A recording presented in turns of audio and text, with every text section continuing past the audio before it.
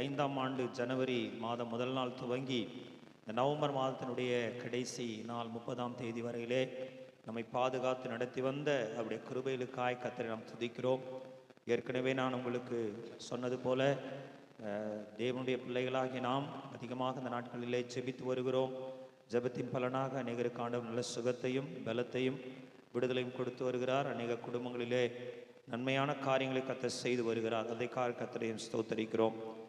இந்த நாளிலே உங்கள் மத்தியிலே நான் பேச போகிற தலைப்பு, தேவன் பார்வையில் ஞானியாயிருக்கிறவன் யார் என்கிற தலைப்பிலே உங்களுடன் பேச விரும்புகிறேன். தேவன் பார்வையிலே ஞானி என்று அழைக்கப்படுகிறவள் யார் என்பதை இன்றைக்கு நான் உங்களுக்கு தேவனுடைய வசனத்திலிருந்து கொண்டு வர விரும்புகிறேன்.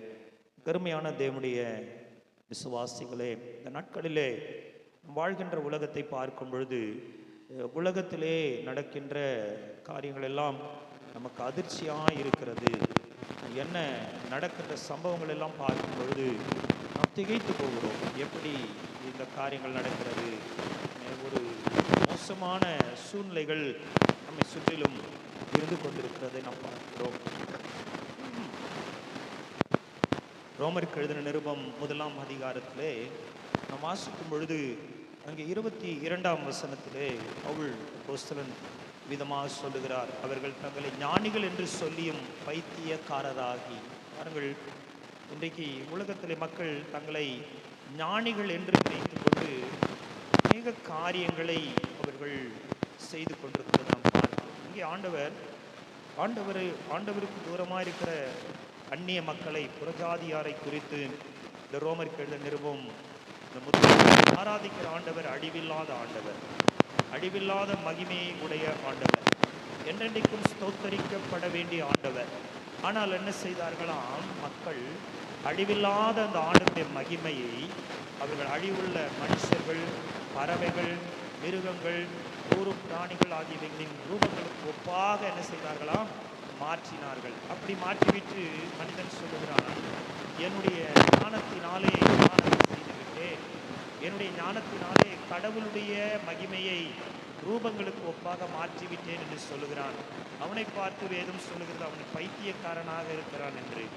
இன்றைக்கு உலகத்தில் இருக்கிற மக்கள் கர்த்தருக்கு விரோதமாக அநேக காரியங்களை செய்கிறார்கள். அநேக காரியங்கள் நடக்கிறது. அதையெல்லாம் செய்துவிட்டு அவர்கள் தங்களை ஞானிகளாக நினைக்கிறார்கள். ஆனால் வேதம் அவர்களை பார்த்து சொல்கிறது, அவர்கள் ஞானிகள் என்று சொல்லி சிருஷ்டிகரை தொழுது கொள்ளாமல் சிருஷ்டியை தொழுது சேவித்தார்கள். பாருங்கள், ஆண்டவர் இந்த பூமியிலே மனிதனை படைத்தார். எதற்காக படைத்தார்?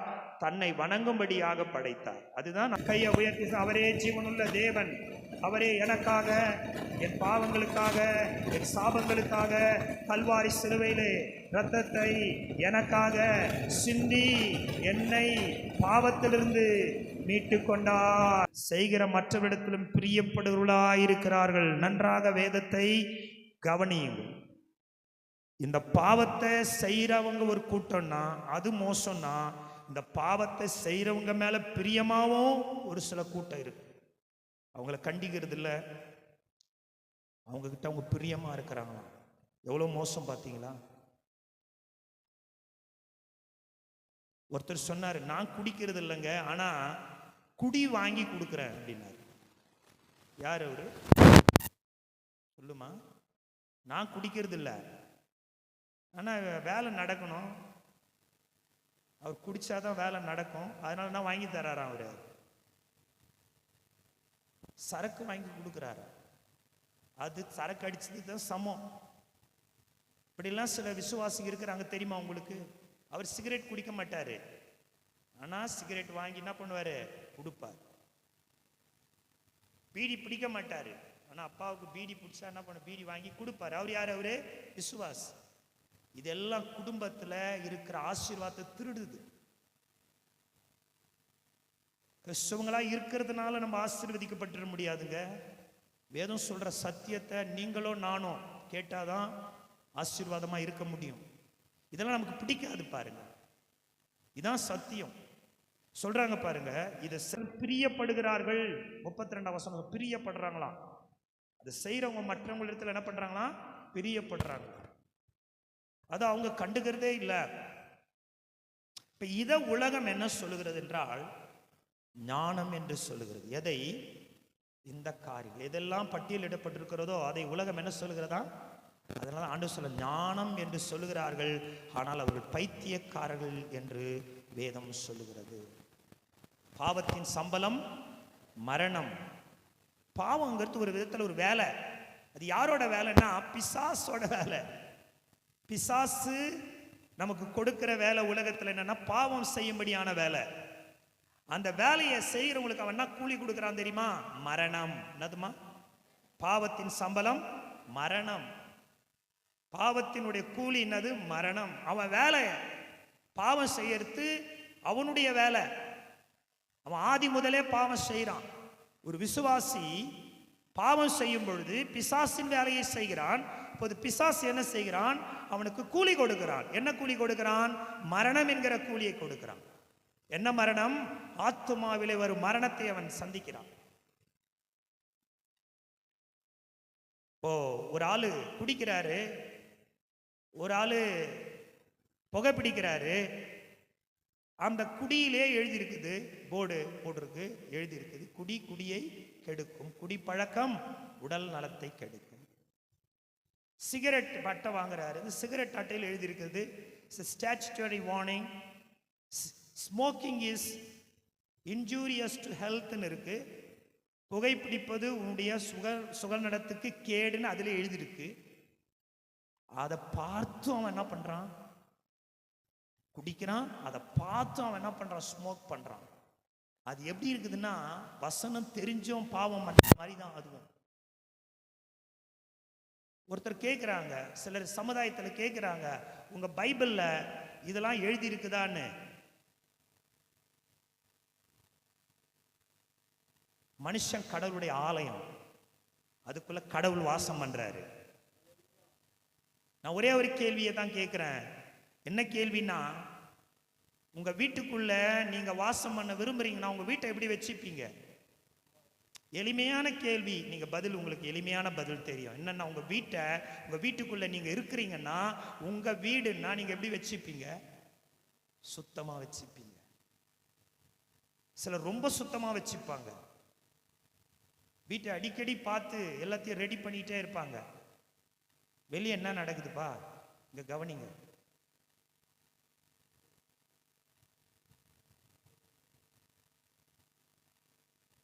அமைதலா இருங்கப்பா. அதனால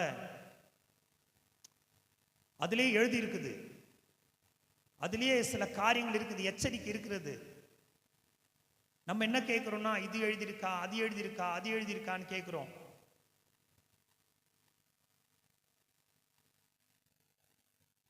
ஆண்டவர் நமக்கு ஞானத்தை கொடுத்திருக்கிறார். அல்லேலூயா.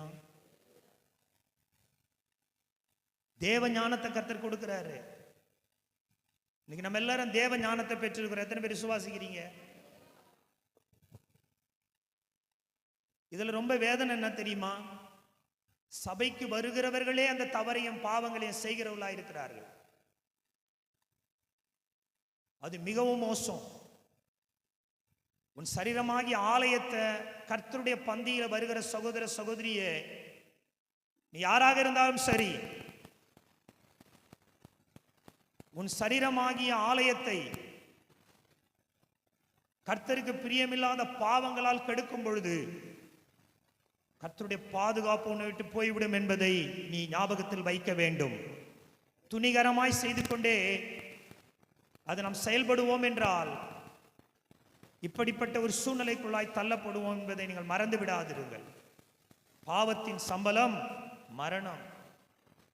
ஆனால் நாம் ஆண்டவருடைய சமூகத்தில் போய் பாவங்களை அறிக்கையிட்டால் இந்த பாவங்களை மன்னிப்பதற்கு அவர் எப்போதும் கிருபை பொருந்திய தேவனாக இருக்கிறார் என்பதை ஒருபோதும் மறந்து விடாதீர்கள். நாம் நம்மை பெற்ற தகப்பனை காட்டிலும் அதிகமான கிருபையும் அன்பும் உடையவர் நம்முடைய ஆண்டவராக இருக்கிறார். பாவத்தை தொடர்ந்து நாம் செய்து கொண்டே நம் ஆண்டவரிடத்தில் விளையாடுவது அல்ல, அதிலிருந்து நாம் வெளியே வருவதற்கு தேவன் நமக்கு கிருபை தருவாராக. நமக்குள்ளே பலவீனங்கள் இருந்தால், நமக்குள்ளே பாவங்கள் இருந்தால், நாம் தேவ சமூகத்தில் போய் மன்னிப்பு கேட்டு நம் மனம் திரும்பி நம்மை சரிபடுத்திக் கொள்ள தேவன் கிருபை தருவாராக. உலகம் என்ன சொல்லுகிறது என்றால், இப்படிப்பட்ட பாவங்களை செய்கிறவர்களையும் பாவமான வழிகளில் நடக்கிறவர்களையும் ஃபேஷன் என்று சொல்லி அவர்களை உற்சாகப்படுத்துகிறதாக இருக்கிறது. ஆனால் வேதம் அது என்ன சொல்கிறது என்றால் அது பாவம் என்று சொல்லுகிறது. உதாரணத்துக்கு ஒரு விவசாயி அவன் விவசாயம் செய்கிற முறையை சரியா பின்பற்றலன்னா அவனுக்கு அறுவடை கிடைக்காது. நான் சொல்றது எத்தனை பேருக்கு புரியுது? விவசாயம் பண்ற விவசாயி அவன் விவசாயம் பண்ற முறையை சரியா அவன் பின்பற்றலன்னா அவனுக்கு என்ன கிடைக்காது? அறுவடை கிடைக்காது. விவசாயம்னா இந்த முறை இருக்கு. ஒரு நிலத்தை பண்படுத்துறதுல இருந்து விதைக்கிற வரையில அறுக்கிற வரையில முறைகள் இருக்கு. அதை பின்பற்றினா மட்டும்தான் அவனுக்கு அறுவடை கிடைக்கும். ஒரு கட்டிட தொழிலாளி, ஒரு கட்டிட நிபுணர், அவர் கொடுக்கப்பட்டதான அந்த விதிமுறைகளை அவர் சரியா பின்பற்றலன்னா அந்த கட்டிடம் நிச்சயமா இடிஞ்சு விழுந்துடும். அது போல நம்ம சரீரத்துக்கு ஆண்டவர் சில ஒழுங்குகளை கொடுத்துருக்கிறாரு. அந்த ஒழுங்குகளை நம்ம கடைபிடிக்கலன்னா நம்ம சீக்கிரமா நம்மளோட உடம்பு கெட்டு போயிடும். அதே போலதான் கடவுள் நமக்கு இந்த நியமத்தை எல்லாம் எழுதி வச்சிருக்கிறாரு. இதை நம்ம சரியா ஃபாலோ பண்ணலனா எசேக்கியேல் 18:4 சொல்லுகிறது, பாவம் செய்கிற ஆத்மாவே சாகுன்னு சொல்லப்பட்டிருக்கிறது. கடவுளுடைய உள்ளான மனுஷனுக்கும் ஆத்மாவுக்கும் சில நியமங்களை வேதத்தில் எழுதி வைத்திருக்கிறாரு. அந்த நியமங்களை நம்ம சரியா பின்பற்றலன்னு சொன்னா நம்முடைய வாழ்க்கையில தேவனோடு இருக்கிறதான ஐக்கியத்தையும் உறவையும் நம்ம இழந்துடுறவங்களா மாறிடுவோம். நம்ம இந்த உலகம் சொல்லுகிற போக்கில நாம் போகாதபடிக்கு, உலகம் பாவ வழிகளை அது ஞானம் என்று சொல்லுகிறது, அந்த ஞானத்தை நாம் பின்பற்றாதபடிக்கு நாம் தேவன் நமக்கு கொடுக்கிற வேத வசனமாகிய ஞானத்தை பின்பற்றி வாழ கர்த்தர் நமக்கு கிருபை தருவாராக. வீட்டிலே அப்படிப்பட்டதான ஒரு சூழ்நிலை இருக்கும் என்றால் அதற்காக ஜெபியுங்கள். அந்த மனிதனுக்காக ஜெபியுங்கள், அந்த சகோதரனுக்காக ஜெபியுங்கள், அந்த விசுவாசிக்காக ஜெபியுங்கள். தேவ ஞானம் எப்படிப்பட்டது என்பதை வாசிக்கலாம். யாக்கோபு 3ஆம் அதிகாரம்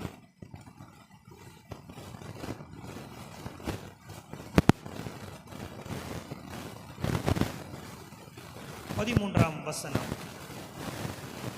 உங்களில் ஞானியும் எவனோ ஞானத்துக்குரிய சாந்தத்தோடு. ஆண்டவர் யாக்கோபு மூலமா ஒரு கேள்வியோடு ஆரம்பிக்கிறாரு. உங்களில ஞானியும் விவேகியுமா இருக்கிறவன் எவனோ? யாராவது ஒருவன் நான் ஞானி என்று சொல்வான் என்றால் அவன் எப்படிப்பட்டவன்? அவன் ஞானம் உள்ளவனா? வேதம் கேட்கிற கேள்வி என்னென்றால், ஒரு விசுவாசி அல்லது ஒரு கர்த்தருடைய பிள்ளை நான் ஞானி, நான் ஞானம் உள்ளவன், விவேகம் உள்ளவன் என்று சொல்வான் என்றால் அவன் எப்படிப்பட்டவனாக இருக்க வேண்டுமாம்? ஞானத்துக்குரிய சாந்தத்தோடு தன் கிரியைகளை நல்ல நடக்கையினாலே காண்பிக்க வேண்டும். எப்படி காண்பிக்கணுமா? பக்கத்துல உங்களை பார்த்து கேளுங்க, ஞானியான கேளுங்க. நல்ல நடக்கையில உங்க கிரியைகளை காண்பிக்கணும். நல்ல நடக்கையில நீங்க அன்பானவங்கன்னா அது கிரியைகளை காண்பிக்கணும். நீங்க விசுவாசமானவங்களா இருந்தா கிரியைகளை காண்பிக்கணும். தாழ்மையா இருக்கிறவங்கன்னா கிரியைகளை காண்பிக்கணும். கிரியை இல்லாத விசுவாசம் செத்தது. இப்போ உலகம் பாவத்தை ஞானம் என்று சொல்லுகிறது, பைத்தியகாரத்தனத்தை ஞானம் என்று சொல்லுகிறது. ஆனால் ஒரு விசுவாசிக்கு எது ஞானம்? அவன் நல்ல நடக்கையிலே தன்னுடைய வாழ்க்கையை காண்பிக்க வேண்டும். ஆமென். சாந்தத்துக்குரிய ஞானத்துக்குரிய சாந்தம். அப்ப ஞானம் என்றால் சாந்தத்தை வெளிப்படுத்துவதுதான் ஞானம். உலகத்துல 2 ஞானம் இருக்குது. ஒன்று உலக ஞானம், இன்னொன்று தேவ ஞானம். உலக ஞானம் பாருங்க, 15ஆம் வசனம் சொல்லுகிறது, இப்படிப்பட்ட ஞானம் லௌகீக சம்பந்தமானதும் ஜென்ம சுபாவத்துக்குரியதும் பேய்தனத்துக்கு அடுத்ததுமா இருக்கிறது. வைராக்கியமும் விரோதமும் எங்கே உண்டோ அங்கே கலகமும் சகல துர்செய்கைகளும் உண்டு. இந்த பட்டியல்ல மொத்தம் 7 காரியங்கள் வருது. இந்த 7ம் உலகத்துக்குரிய ஞானமா? இந்த உலகத்துக்குரிய ஞானத்தை உள்ளவங்க இதெல்லாம் அவங்க கிட்ட இருக்குமா? என்ன இருக்குமா? ஜென்ம சுபாவம், பேய்த்தனம், வைராக்கியம், விரோதம், கலகம், துர்ச்செய்கைகள், துர்க்கிரியைகள், கெட்ட கிரியைகள், இதெல்லாம் இருக்கிறவன் உலக ஞானத்தை பெற்றவன். உலகம் அவனுக்கு இது கற்றுத்தருகிறது. இது தேவனிடத்திலிருந்து வரல. வைராக்கியம், கோபம், பகைமை உணர்ச்சி, கசப்பு, வெறுப்பு இதெல்லாம் தேவனிடத்திலிருந்து வரல. இது எங்கிருந்து வருது? இது எங்கிருந்து வருதுன்னா உலகத்திலிருந்து வருகிறது. இது பேய்த்தனத்துக்கு அடுத்ததா இருக்கிறதா, இது ஜென்ம சுபாவத்துக்குரியதா இருக்கிறதா. இந்த பட்டியலில் ஒருவேளை நம்முடைய காரியங்கள் வரும்னு சொன்னா இன்னைக்கு ஆண்டவரிடத்துல நாம் ஆண்டவரிடத்துல மன்னிப்பு கேட்போம், ஜெபிப்போம். இங்க வைராக்கியம் இருக்கிறது, விரோதம் இருக்கிறது, கலகம் இருக்கிறது, கெட்ட செய்கைகள் இருக்கிறது. இதெல்லாம் உலக பிரகாரமான காரியம், உலக ஞானம் நமக்குள்ள இருக்குதா? இன்னைக்கு இது நமக்கு வேணாம். இந்த ஞானம் நமக்கு வேணாம்.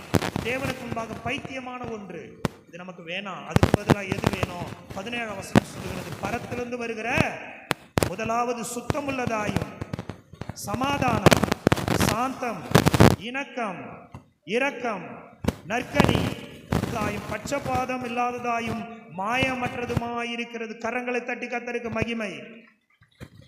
8 குணாதிசயங்கள். இந்த குணாதிசயங்கள் தான் பரலோகத்திலிருந்து வருகிற ஞானத்திற்கான அடையாளமாயிருக்கிறது. ஆமென்.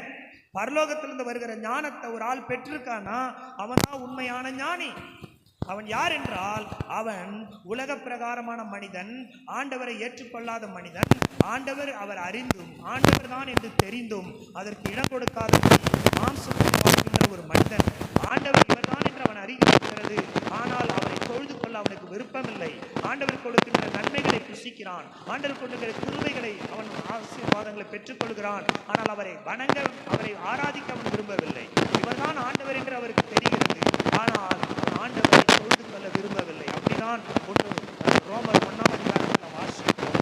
அவன் இருக்கிற ஞானம் இப்படிப்பட்ட ஞானமாகத்தான் இருக்கிறது. எந்த ஞானம்? நான் முன்பு சொன்ன ஞானத்தை போல உலக ஞானம் உடையவனாக அவன் இருக்கிறான். அதனாலே அவன் என்ன செய்கிறான்? ஆண்டவரை அவன் அறிந்திருந்தும் அவன் அழிவுள்ள பறவைகளையும் மிருகங்களையும் மனிதர்களையும் வணங்குகிறான். அவன் ஆண்டவரை அறிந்திருக்கிறான், ஆனால் ஆண்டவரை அவன் ஆராதிக்காதபடிக்கு அவன் என்ன செய்கிறான்? சிருஷ்டிகரை தொழுது கொள்ளாமல் சிருஷ்டித்தவரை தொழுது கொள்கிறான்.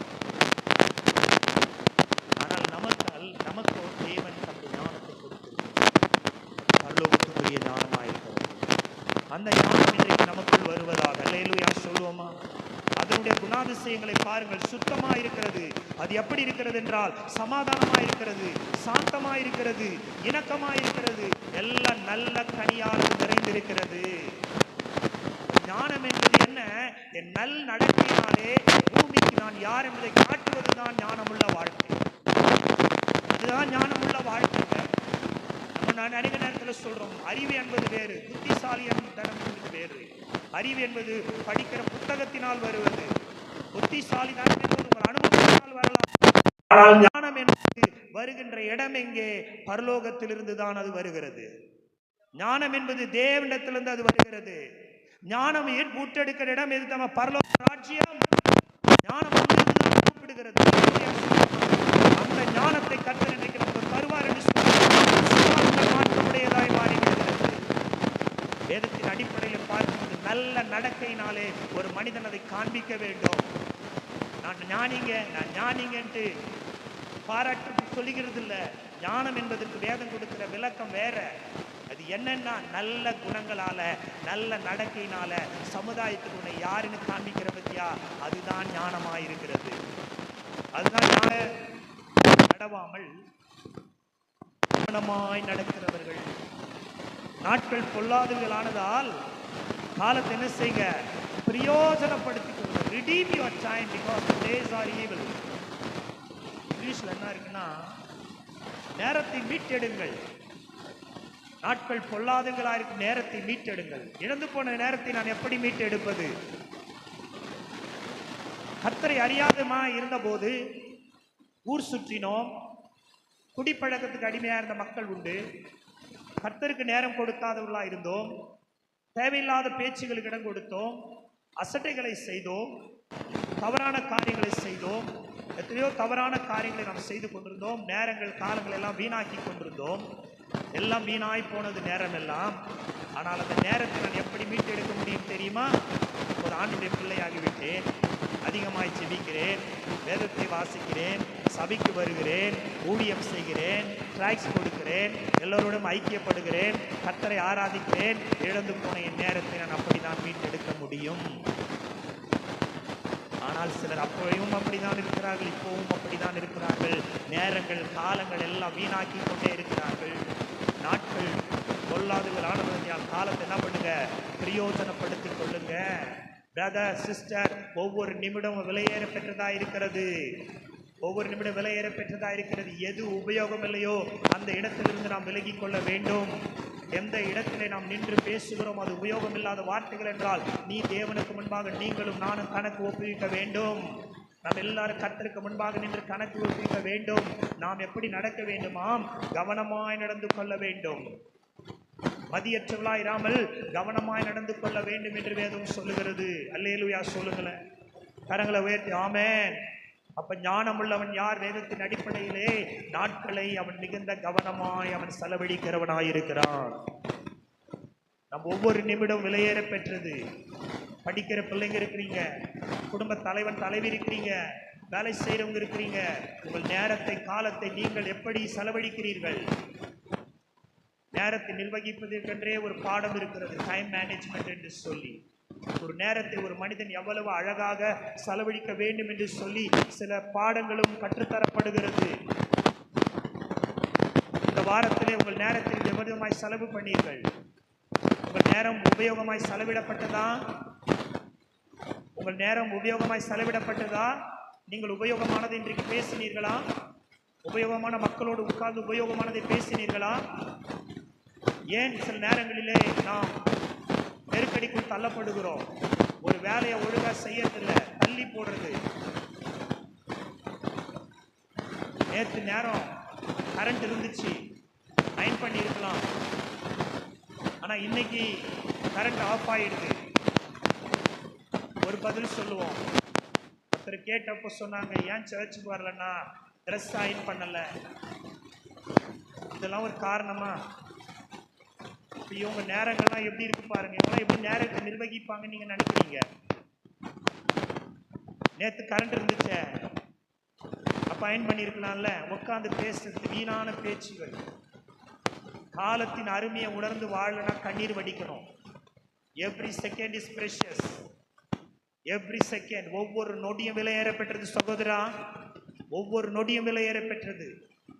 நீ பேசுகிற, நான் பேசுகிறான், செலவிடுகிற ஒவ்வொரு நிமிடமும் விலையேற பெற்றது. கொலோசியர் 4:5 சொல்லுகிறது, புறம்பே இருக்கிறவர்களுக்கு முன்பாக ஞானமாக நடந்து காலத்தை பிரயோஜனப்படுத்திக் கொள்ளுங்கள். எல்லாம் சொல்லுங்க, காலத்தை பிரயோஜனப்படுத்திக் கொள்ளுங்கள். புறம்பே இருக்கிறவர்கள் என்றால் அந்நியர்கள் நம்மை பார்க்கிறார்கள், வெளிமக்கள் நம்மை பார்க்கிறாங்க. இந்த கிறிஸ்தவங்க நேரத்தை எவ்வளோ அழகா செலவு பண்றாங்கப்பா. இவங்க வீணாக்கிறதே கிடையாது. ஒன்று ஜெபம் பண்றாங்க, சர்ச்சுக்கு போறாங்க, ஊழியம் செய்யறாங்க, மற்றவங்களுக்கு உதவி செய்யறாங்க, கஷ்டம்னா ஓடி நிற்கிறாங்க.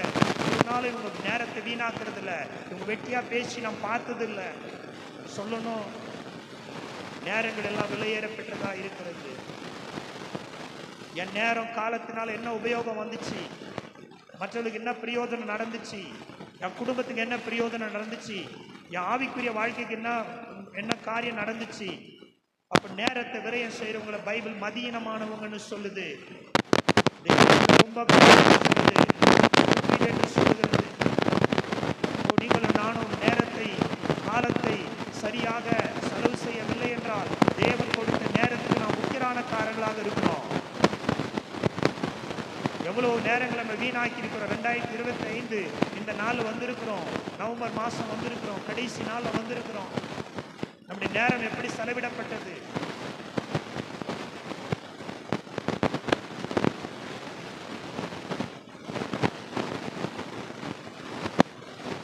முழங்கால் படிட்டு ஜெபிக்கணும்னு இப்ப நினைக்கிறோம், முடியல. அப்ப நமக்கு வாய்ப்புகள்லாம் கிடைச்சப்போ நம்ம முழங்கால் படிட்டு ஜோம் பண்ணுங்கன்னு பாஸ்டர் சொல்லுவாரு. அப்ப அசட்டை பண்ணுவோம், போடணும்னு சொல்லி ஜோம் போடணும்னு நினைக்கிறோம், போட முடியல, முட்டி வலிக்கும். தருணங்கள் எல்லாம் வீணாக்கிடுறோம். அவ்வளோ வாய்ப்புகளை கடவுள் நம்ம கொடுக்குறாரு. எவ்வளோ நம்ம வீணாக்கி இருக்கோம் கொஞ்சம் யோசிச்சு பாருங்க. இன்னைக்கு நேரத்தை காலத்தை ஒரு மனுஷன் சரியா பயன்படுத்தலாம், ஊழியக்காரனா இருந்தாலும் சரி, விசுவாசியா இருந்தாலும் சரி, அவனுடைய வாழ்க்கையில ஆசீர்வாதத்தை அவன் அனுபவிக்கவே முடியாது. கோடை காலத்தில் சேர்க்கிறவன் புத்தியுள்ள மகன், அறுப்பு காலத்தில் தூங்குகிறவனோ இலச்சியை உண்டு பண்ணுகிறவன்னு சாலமோன் ஞானி சொல்றார். கோடை காலத்துல என்ன பண்ணணுமா? கோடை காலத்துல சேர்க்கிறவன் புத்தியுள்ளவன், அறுப்பு காலத்தில் தூங்குகிறவன் இலச்சியை உண்டு பண்றான். அறுப்பு காலம் வரும்போது என்ன செய்யணும்? அறுவடை செய்யணும். அதை விட்டு தூங்கிட்டு இருந்தா என்ன ஆகும்? அறுவடை தான் வீணா போகும். ஆண்டவர் நமக்கு எவ்வளவு தருணங்களை, வாய்ப்புகள்லாம் கொடுத்திருக்கிறார்ல, அது எப்படி நம்ம பயன்படுத்தி இருக்கிறோம்? இந்த நாளை நீங்க எப்படி பயன்படுத்தி இருக்கிறீங்க? இந்த நாளை எப்படி பயன்படுத்துறோம்? நம்ம ஆராதிக்க, துதிக்க, ஆவிக்குரிய வாழ்க்கையில வளர, மற்றவங்களுக்கு உதவி செய்ய, ஊழியம் செய்ய. இதற்குதான் கடவுள் நம்மளுக்கு இந்த நேரத்தை கொடுத்திருக்கிறாரு. நீ கெட்டு போனோம்னா தாமதமா எழுதுன்னு சொல்றாரு அவரு. தாமதமா எழுந்துக்க, போதும். லேட்டா எழுந்தாலே போதும், உன் வாழ்க்கையின் பாதி நாளை நீ விரயம் பண்றன்றாரு அவரு. நம்முடைய நேரங்களை நம்ம இன்னைக்கு எப்படி பயன்படுத்துறோம்? முதல்ல எதை தேடுறோம்? எது நம்முடைய முன்னுரிமை? சிலர்லாம் காலையில் எழுந்ததுமே தலைமாட்டில் இருக்கிற செல்லை எடுத்து பார்க்குறாங்க. வெக்க கேடு. யாராவது மெசேஜ் பண்ணியிருக்காங்களா? யாராவது ஹாய் சொல்லியிருக்கிறாங்களா? யாரா ஹலோ சொல்லியிருக்கிறாங்களா?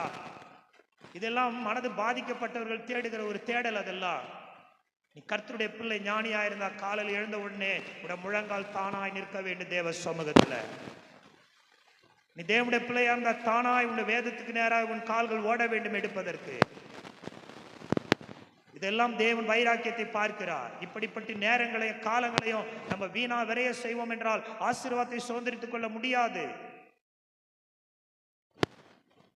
ஆகவே முதலாவது நேரத்தை கர்த்தருக்காக நாம் கொடுப்போம்.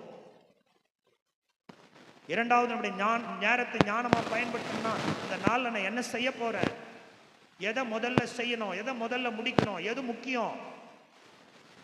ரொம்ப முக்கியமானதெல்லாம் இருக்கும், அதை தூக்கி கீழே போட்டுட்டு முக்கியம் இல்லாதெல்லாம் செஞ்சுட்டு இருப்போம். சிலர் முக்கியமானது எது செய்யணுமோ அதை செய்ய மாட்டோம், மறந்துடுவோம். முக்கியம் இல்லாதெல்லாம் செஞ்சுட்டு இருப்போம். நான் எத்தனையோ காரியங்களை பார்த்துருக்கிறேன். சிலருடைய திருமணத்தில் பார்த்துருக்கிறேன், சில வீட்டு கூட்டங்களில் பார்த்துருக்கிறேன். ரஷ்ஷாக எல்லாத்தையும் பண்ணுவாங்க. அப்போதான், ஏன்னா அவங்க எல்லாத்தையும் அந்த காலங்களை, நேரங்களை அவங்க வீணாக்கி இருக்கிறாங்க. அவங்களுடைய நினைப்பு என்னன்னா, அப்புறம் பார்த்துக்கலாம், அப்புறம் பார்த்துக்கலாம், அப்புறம் பார்த்துக்கலாம். அந்த அப்புறம் பார்த்துக்கலாங்கிறது பெரிய வியாதி. அது இங்கிலீஷ்ல ப்ரோக்ராஸ்டினேஷன் சொல்லுவாங்க, தள்ளி போடுகிற ஒன்று. அப்புறம் பார்த்துக்கலாம், அப்புறம் பார்த்துக்கலாம் அப்படிங்கிற வார்த்தை ரொம்ப மோசமான வார்த்தை. அது இப்ப செய்ய வேண்டிய காலமும் கடமையும் இருந்தால் கண்டிப்பா அது செய்தால்தான் இவனுக்கு ஜெயம் உண்டு. இன்னைக்கு அநேக குடும்பத்துல, நான் உட்பட சொல்றேன், அப்புறம் பார்த்துக்கலாம், அப்புறம் பார்த்துக்கலான்ற எவ்வளோ விஷயங்களை, எவ்வளோ வாய்ப்புகளை நம்ம இழந்துட்டோம். இன்னைக்கு ஆண்டவர் நம்மளோட பேசுறாரு, உன் நேரத்தை நீ சரியாய் நீ நிர்வகிப்பாய் என்றால் நீ ஞானமுள்ளவனாய் இருக்கிற. மதியற்றவளை போல நம்ம நடக்கக்கூடாது என்று ஆண்டவர் சொல்லுகிறார். நம்ம நேரத்தை, காலத்தை கெடுக்கிறதான நபர்கள் யார், சூழ்நிலைகள் என்ன, அது எல்லாத்தையும் நம்ம தவிர்த்து விடுகிறவர்களாய் மாற வேண்டும். கர்த்தருக்கு ஸ்தோத்திரம். அல்லேலூயா சொல்லுவோமா? நம்ம உருப்படியா ஒரு விஷயத்துக்குள்ள இறங்குவோம், யாராவது வந்து நம்மளை கெடுப்பாங்க, தேவையில்லாத விஷயங்களை வந்து பேசுவாங்க, நம்ம நேரத்தை, காலத்தை வீண் விரக்தி பண்ணுவாங்க. நம்ம அதை அவாய்ட் பண்ணுவதற்கு எப்பவுமோ, நோ சொல்றதுக்கு எப்பவுமோ ஆயத்தமா இருக்கணும்.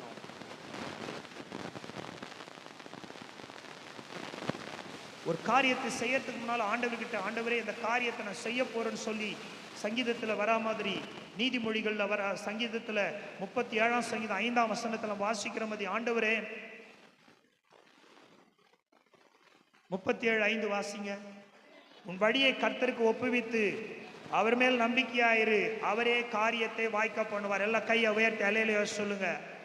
உன் காரியத்தை கர்த்தருக்கு ஒப்புவித்து அவர் மேல் நம்பிக்கையாயிரு, அவரே காரியத்தை என்ன பண்ணுவாரு?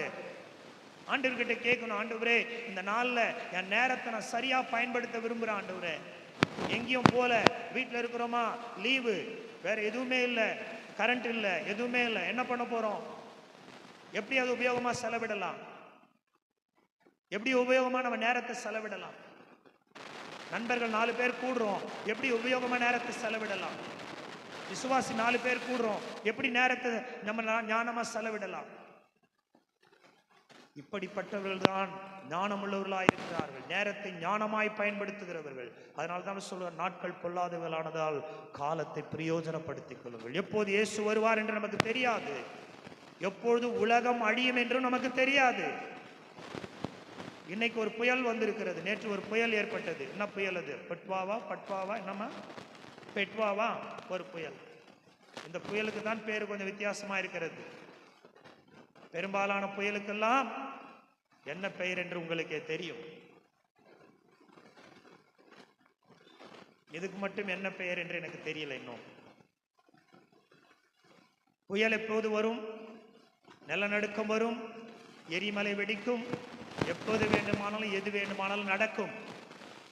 இயேசுவும் வருவார். நம்முடைய வேலை செய்வதிலே கவனமாயிருக்க வேண்டும். ஹல்லேலூயா, ஹல்லேலூயா. ஊழியத்தை கர்த்தருக்காய் செய்வதிலே மும்முரமாய் இருக்க வேண்டும். கடவுளுக்காக ஏதாவது ஒன்றை செய்து முடிப்பதற்கான ஆயத்தம் உள்ளவர்களாய் இருக்க வேண்டும். எத்தனை பேர் ஹல்லேலூயா என்று சொல்லுகிறீர்கள்? ஹல்லேலூயா. ஆண்டவர்கிட்ட கேட்கணும், ஆண்டவரே நான் இந்த காரியத்தை செய்வதற்காக என்னை ஒப்பு கொடுக்கிறேன் ஆண்டவரே. முதலாவது என் சொந்த நேரத்தை, என் சொந்த காரியங்களை சரியா நான் செய்யறேனா, என் சரீரத்தை, என் ஆத்துமா ஆவியை பாதுகாப்பதற்கு நான் சரியா காரியங்களை செய்யறேனா, பிளான் பண்றேனா. ரெண்டாவது என் குடும்பத்துக்காக பிளான் பண்றேனா. மூணாவது என் ஆவிக்குரிய வாழ்க்கைக்காக பிளான் பண்றேனா. நாலாவது என்னுடைய சரீர ஆரோக்கியத்துக்காக பிளான் பண்றேன்னா, என் நேரங்களை நான் எப்படி செலவு செய்யறேன். ரொம்ப முக்கியம். இன்னைக்கு ஆண்டவர் நம்மிடத்துல கேட்கிறாரு, திட்டமிட்டு வாழணும்னு சொல்றாரு. வாலிப பிள்ளைகளுக்கெல்லாம் நல்ல நேரம் கிடைக்குது, எவ்வளோ செய்யலாம், எவ்வளோ படிக்கலாம், எவ்வளோ இன்ஃபர்மேஷன் கேதர் பண்ணலாம், நல்ல முன்னேற்றத்தை நோக்கி போகலாம். உலகத்தின் படிப்புகள் இன்றைக்கு ஐஏஎஸ் ஐபிஎஸ் எக்ஸாம்ஸ் இருக்கு, டிஎன்பிசி எக்ஸாம் இருக்கு, எவ்வளோ எக்ஸாம்ஸ் எல்லாம் நடக்குது பாருங்க. ரொம்ப பிள்ளைகள்லாம் எதுவுமே பண்றது கிடையாது, வீணா நேரங்களை செலவு பண்றாங்க.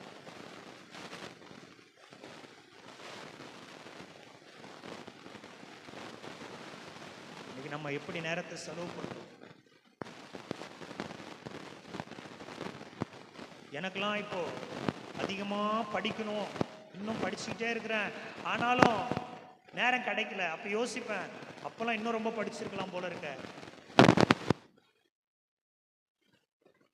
இன்னும் படிச்சிருக்கலாம், இன்னும் கொஞ்சம் மற்றவங்களோட பேசுறதை அவாய்ட் பண்ணி படிச்சிருக்கலாம் போல இருக்க, மற்றவங்களோட போறத, மற்றவங்களோட ஃப்ரெண்ட்ஸுங்களோட போயிருக்கிறத அவாய்ட் பண்ணி படிச்சிருக்கலாம் போல இருக்க. ஆனா இப்ப டைம் கிடைக்கல. உங்களுக்கு சந்தர்ப்பங்கள் இப்போது கிடைத்திருக்கிறது, அதே சந்தர்ப்பம் நாளைக்கு கிடைக்காது. பவுல் அப்போஸ்தலன் நம்மளை பார்த்து சொல்றாரு, மதியற்றவர்களை போல நீங்கள் நடவாமல் ஞானமுள்ளவர்களை போல கவனமாக நீங்கள் நடந்து கொள்ள வேண்டும். அல்லேலூயா. இப்ப ஞானமுள்ளவன் என்ன செய்கிறான்? கவனமாய் நடக்கிறான். எல்லாம் சொல்லுங்க, ஞானமுள்ளவன் கவனமாய் நடக்கிறான். எல்லா கரங்களை உயர்த்தி அல்லேலூயா. எனக்கு எது முதன்மையானது அதை முதல்ல தெரிஞ்சுக்கணும்.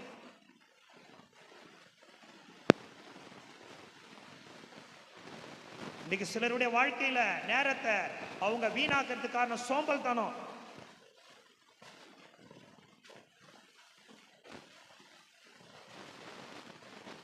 சோம்பல் கையால் வேலை செய்கிறவன் ஏழையாவான், சுறுசுறுப்புள்ளவன் கையோ செல்வத்தை உண்டாக்கும். சோம்பேறியே, நீ எவ்வளவு நேரம் படுத்திருப்பாய், எப்போதும் தூக்கத்தை விட்டு எழுந்திருப்பாய். எருமிடத்தில் போய் அதன் வழியை கற்றுக்கொள். சோம்பேறியினுடைய வயல் நிலத்தை நான் கடந்து போனது, எல்லாம் முள்ளுக்காடாய் இருந்தது, அங்கே காஞ்செறி மூடினது. நான் சோம்பல் உள்ளவனாய் நாம் இருந்தால் நம்முடைய தரித்திரம் வழிபோக்கனை போல வரும். அப்படி என்றால் என்ன? ஒரு வழிபறி கொள்ளையன் திடீரென்று வந்து கழுத்துல கத்திய வச்சானா என்ன நடக்குமோ அது மாதிரிதான் நடக்கும். வறுமை திடீரென்று வரும், அது மேற்கொள்ள முடியாது.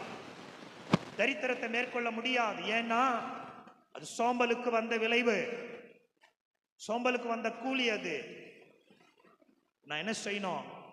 இந்த உலகத்துல எனக்கு கொடுக்கப்பட்ட வாழ்க்கையை ஞானமா வாழ கர்த்தர் எனக்கு கிருபை கொடுப்பாராக. இந்த நேரத்தை சரியா நிர்வகிக்கணும்னு தேவன் விரும்புறாரு. எவ்வளவு வாய்ப்புகளை தவறா பயன்படுத்திட்டோம்ல, அதற்காக ஆண்டவரிடத்தில் நம்ம மன்னிப்பு கேட்கணும். நம்முடைய நோக்கத்தோட வாழணும். அல்லேலூயா சொல்லுங்களேன். பவுல் அப்போஸ்தலர் ஒரு நோக்கம் இருந்தது. என்ன நோக்கம் இருந்தது தெரியுமா? ஒன்று செய்கிறேன், பின்னானவைகளை மறந்து முன்னானவைகள் நோக்கி கிறிஸ்து இயேசு அழைத்த பரம அழைப்பின் பந்தய பொருளுக்காக இலக்கை நோக்கி தொடருகிறேன். எல்லா கையை தட்டி சொல்லுங்க, இலக்கை நோக்கி தொடருகிறேன். எனக்கு ஒரு இலக்கு இருக்கிறது, அந்த இலக்கை நோக்கி நான் தொடர வேண்டும். இன்றைக்கு உங்களுடைய இலக்கு என்ன? உங்களுடைய இலக்கு என்ன? What is your goal? அந்த இலக்கை நோக்கி தொடரணுங்க. அவருக்கு ஒரு இலக்கு இருந்துச்சு. அது என்ன? பரம அழைப்பின் பந்தய பொருளுக்காக இலக்கை நோக்கி நான் தொடருகிறேன்.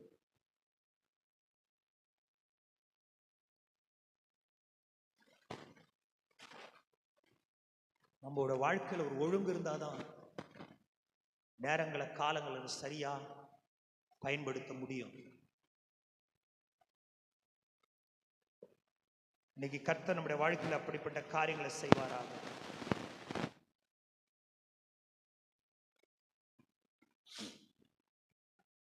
அப்போ இந்த நேரத்தை நம்ம சரியா பயன்படுத்துவதற்கு கர்த்தர் கிருபை செய்வாரா. சங்கீதக்காரர் விதமாய் ஜெபம் பண்றாரு. இந்த சங்கீதம் மோசையினுடைய சங்கீதம்.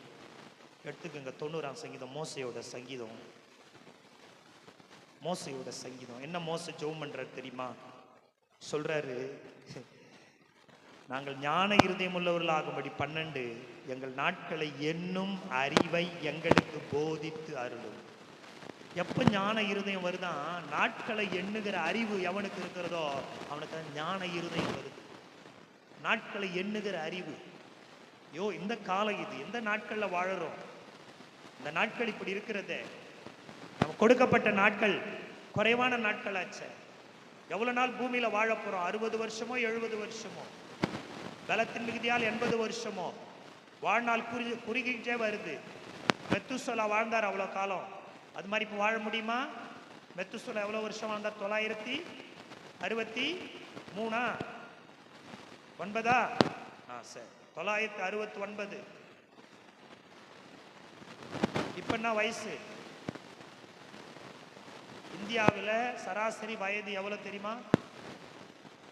60 70.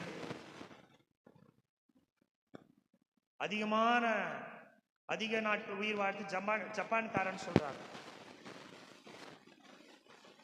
சீனாக்காரன் சொல்றாங்க. எவ்வளவு காலம் வாழறோங்கிறது இல்ல, வாழ்ந்த நாட்களில் நாம் எப்படி வாழ்ந்தோங்கிறது ரொம்ப முக்கியம். எப்படிப்பட்ட அடிசுவடுகளை விட்டுட்டு போறோங்கிறது ரொம்ப முக்கியம். அல்லேலூயா. யோவான் ஸ்நானக கூட வாழ்ந்தாரு, கொஞ்ச நாள் தான் வாழ்ந்தாரு. ஆனா பைபிள் அவரை பற்றி சொல்லுது, அவர் எரிந்து பிரகாசிக்கிற விளக்காய் இருந்தார். கையை நல்லா தட்டி கர்த்தருக்கு மகிமை. எரிந்து பிரகாசிக்கிற விளக்காய் இருந்தாராம். வாழ்ந்தது கொஞ்ச நாள் தான். ஆண்டவர் சிலுவைக்கு போறதுக்கு முன்னாலே அவர் மரிச்சிட்டாரு. ஆனா பைபிள் அவரை பற்றினா சாட்சி சொல்லுது, அவர் எரிந்து பிரகாசிக்கிற விளக்காய் இருந்தார். என்ன சாட்சி பாருங்க. ஆபேல் வாழ்ந்தது எவ்வளவு நாள்? கொஞ்ச நாள் தான். ஆபேலை பற்றி வசனம் சொல்லுகிறது, அவன் எடுத்துக்கொள்ள முடிவதற்கு முன்பாக என்ன சாட்சி பெற்றானா? பிரியமானவன் சாட்சி பெற்றான். வசனம் சொல்லுகிறது, ஆபேல் மரித்தும் இன்னும் பேசுகிறான். வாழ்ந்த நாட்கள் குறைவு, ஆனால் அவர்கள் சாதித்த காரியங்கள் அதிகம். நாட்களை என்னும் அறிவை எங்களுக்கு என்ன பண்ணுங்க ஆண்டவரே? போதித்தார். ஒரு நாளை நான் வீணாக்க கூடாது ஆண்டவரே. ஒரு நாள் எனக்கு கிடைக்கும் என்றால் அதிலே நான் பயனுள்ள காரியங்களை நான் செய்வேன். அதிலே நான் உமக்காக ஊழியத்தை செய்வேன். அதிலே உம்மை பற்றி யாருக்காவது சொல்லுவேன். அதிலே நான் டிராக்ஸ் கொடுப்பேன். அதிலே ஒருவருக்காக ஜெபம் பண்ணுவேன். அவருக்காக நான் மன்றாடுவேன். அவருக்காக தேவ சமூகத்தில் முழங்கால் நிற்பேன். என் நண்பர் என்னை பார்த்து சொன்னார், நான் அங்கே ஆட்டோ ஓட்டுறேன், இல்லை வண்டி ஓட்டுறேன், அவங்க குடும்பத்தில் பிரச்சனை, கணவனுக்கு மனைவிக்கும் பிரச்சனை. என்னை நம்பி அந்த பிரச்சனை சொன்னாரு. இதுக்கு என்னால பதில் அல்ல, தேவனிடத்துல பதில் இருக்கிறது. அவருக்காக நான் ஜெபிப்பேன். அங்க பக்கத்து வீட்டுல அடிக்கடி சண்டை நடக்கிறது. குடித்து விட்டு வந்து மனைவி அடிக்கிறார். ஒரே கஷ்டமா இருக்கிறது. கடந்து போவது அல்ல, முழங்கால் படியிட்டு ஜெபிப்பேன். சபைக்கு வராமல் இந்த சகோதரன் சகோதரி வீணா சுத்திட்டு இருக்கிறாங்க, இந்த வாலிப தம்பி, இவனுக்காக நான் ஜெபிப்பேன். என் நேரத்தை நான் எப்படியாவது பயனுள்ள வகையிலே நான் செலவிடுவேன். ஏனென்றால் நாட்கள் பொல்லாதவைகளானபடினால் எப்படியாவது நான் காலத்தை பிரயோஜனப்படுத்திக் கொள்ளுவேன். நான் ஞானமுள்ள விசுவாசியா இருக்க வேண்டும் என்றால் நான் காலத்தை மிக சரியாய் பயன்படுத்துகிறவளாய் இருக்க வேண்டும். 2025 நம்முடைய நேரங்களை காலங்களை நம்ம வீணாக்கி இருப்போம்னு சொன்னா, இன்னைக்கு ஆண்டவர்கிட்ட நம்ம மன்னிப்பு கேட்டு, ஆண்டவரே எனக்கு உதவி செய்யுங்கப்பா, என் நேரத்தை நான் உமக்காக பயன்படுத்தணும் ஆண்டவரே. நான் உங்களிடத்தில் ஒரு கேள்வி கேட்கிறேன். ஒரு நாளிலே 24 மணி நேரம், 8 மணி நேரம் தூக்கம், 8 மணி நேரம் வேலை, மீதி ஒரு 8 மணி நேரம், அதில் என்ன செய்கிறீர்கள்? நம்முடைய ஜப நேரம் எவ்வளவு? வேத வாசிப்பு நேரம் எவ்வளவு? ஒன்று சொல்லட்டுமா? பிரயாசப்படுகிறவன் முந்தி பலன் அடைவான். சிலர் கேட்கிறீர்கள், ஜபத்தினால் வந்தா ஜெபித்தால் தான் என்ன, பைபிள் படிச்சாதான் அதுவான்னு. நான் சொல்றேன், பிரயாசப்படுகிறவனுக்கு முந்தி பலன் உண்டு. எது ஒன்றை யார் பிரயாசப்படுகிறார்களோ அவர்களுக்கான பலன் வித்தியாசமாகத்தான் இருக்கும். எத்தனை பேர் விசுவாசிக்கிறீர்கள்? அதுதான் நியதி, அதுதான் சட்டம். பிரயாசப்படுவர்களுக்கு பலன் உண்டு. ஜெபிக்காமல் தூங்கி தூங்கி எழுகிறவர்களுக்கும் ஜெபித்து ஜெயம் பெறுவர்களுக்கும் பலன் வித்தியாசம் தான் உண்டு. வேதத்தை வாசிக்காமல் மூடி வைத்த தலைக்காணி அடியில வச்சுக்கிறவங்களுக்கும் வேதத்தை திறந்து வாசிக்கிறவங்களுக்கும் பலன் உண்டு, வித்தியாசம் உண்டு. அல்லேலூயா. சபைக்கு வர்றவங்களுக்கும் வராதவங்களுக்கும் வித்தியாசம் உண்டு. வேதம் சொல்லுது வித்தியாசத்தை. அல்லேலூயா. கர்த்தருக்காய் கொடுக்கிறவனுக்கும் கொடுக்காத வித்தியாசம் உண்டு. என்ன சத்தம் வரமாடுது? தசமாம் கொடுக்கிறவனுக்கு கொடுக்காத வித்தியாசம் உண்டு. சபையில ஐக்கியப்படுறவனுக்கு ஐக்கியப்படாத வித்தியாசம் உண்டு. எல்லாத்துக்கும் வித்தியாசம் உண்டு. அப்படி என்றால் இந்த வேதம் இங்க தேவையில்லையே, நான் தேவையில்லையே. எல்லாருக்கும் எல்லாமே அப்படிதான் நடக்கிறது என்றால் எதுவுமே இங்க தேவையில்லையே. ஜோம் பண்ணுங்கன்னு சொல்றதுக்கு ஒரு ஆள் இங்க தேவையில்லையே. வேதத்தை வாசிங்கன்னு சொல்றதுக்கு ஒரு ஆள் தேவையில்லையே. ஆனா செஞ்சாலும் செயல்னாலும் எல்லாம் ஒன்னாதான் எனக்கு இருக்குதுன்னா இங்க ஒரு ஆள் தேவையில்லையே. பிரயாசப்படுகிறவனுக்கு பலன் உண்டு. நீ படுகிற பிரயாசத்துக்கு நிச்சயமாய் பலன் உண்டு. நீ எடுக்கிற முயற்சிக்கு நிச்சயமான பலன் உண்டு. நீ விடுகிற கண்ணீருக்கு நிச்சயமாய் பலன் உண்டு. கண்ணீரோடு விதைக்கிறவர்கள் கம்பீரத்தோடு அறுவடை செய்வார்கள். தேவ சமூகத்தில் நீ விடுகிற கண்ணீருக்கு நிச்சயமாக ஒரு அற்புதம் நடக்கும். ஹல்லேலூயா. வீணாய் சிந்திவிட்டு போகிற கண்ணீர் அல்ல. Every drop of tears that you shed in the presence of God has a value. ஒவ்வொரு துளி கண்ணீரும் தேவ சமூகத்தில் விடும் பொழுது அதற்கான விலை மதிப்பு அதிகம் அதிகம் அதிகம் அதிகம். ஹல்லேலூயா. அதனை ஜபத்தோடு சிந்திப்பார். அதனுடைய வேலை, அதனுடைய காரியம் அதிகம்தான். அள்ளித்தூவும் விதையை சுமந்து கொண்டு போகிறவன் கண்ணீரோடு சுமந்து கொண்டு போகிறான். திரும்பி வரும்போது கம்பீரமாய் திரும்பி வருகிறான். ஏனென்றால் அவனுக்கு பிரயாசம் இருக்கிறது. அவன் பிரயாசப்பட்டிருக்கிறான். ஆண்டவர் என்ன பார்த்து கேட்பாரு, உங்களை பார்த்து கேட்பாரு. என்கிட்ட நன்மையை நாடி வரைய மகனே, உன் பிரயாசம் எவ்வளவு? ஆண்டவர் நம்ம நேசிக்கிறாரு. அவர் நமக்கு நன்மை செய்வார். நன்மை செய்கிற தெய்வம். அல்லேலூயா சொல்லுங்களேன். அதனால் இதை செஞ்சாதான் நான் அதை செய்வேன்னு சொல்ற தெய்வம் அல்ல. ஆனால் ஒன்று சொல்லுகிறேன், என்னை தேடுகிறவர்கள் கண்டடைவார்கள். முதலாவது தேவனுடைய ராஜ்யத்தை விட நீதியையும் தேடுங்கள், அப்போது இவைகளெல்லாம் கூட கொடுக்கப்படும். அதே ஆண்டவர் தான் இதையும் எழுதி வைத்திருக்கிறார். இன்றைக்கு உங்க நேரத்தை குறித்து கவனமா இருங்க. தயவு செஞ்சு நேரத்தை வீணாக்காதீங்க. இந்த காரியத்தை நீங்க செய்ய போறோம்னா செய்வோம். நீங்க சர்ச்சுக்கு வரணும்னா வாங்க. அல்லேலூயா சொல்லுங்களேன். மழைலாம் பெரிய விஷயமா நினைக்கிறது கிடையாது. ஒரு தடவை ஊழியத்துல இருந்த நான், அப்போ ராஜன் சின்னதுரை அந்த ஐயா பேர், சரியா, அவங்க கர்த்தருடைய மனுஷன், தேவனுடைய ஊழியத்தை செஞ்சவங்க, நல்லா செஞ்ச ஒரு தேவ மனுஷன் செய்கிறவங்க. ஒரு நாள் அவங்க எனக்கு சொன்னாங்க, இந்த ஞாயிற்றுக்கிழமை சாயந்தரம் நீ வந்தாகணும்னு சொன்னாங்க. பயங்கரமான மழை, இதை விட பல மடங்கு மழை. வெளியவே போக முடியாது. அம்மா அப்பா சொல்கிறாங்க போவேன், நான் ரொம்ப வெளியே போனால் பஸ்ஸெல்லாம் கிடைக்காது, மெட்ராஸ் போகணுன்னு. நானும் சரி சொல்கிறாங்களேன்னு சொல்லி நின்றுட்டேன். மறுநாள் போய் காலையில் நிற்கிறேன்.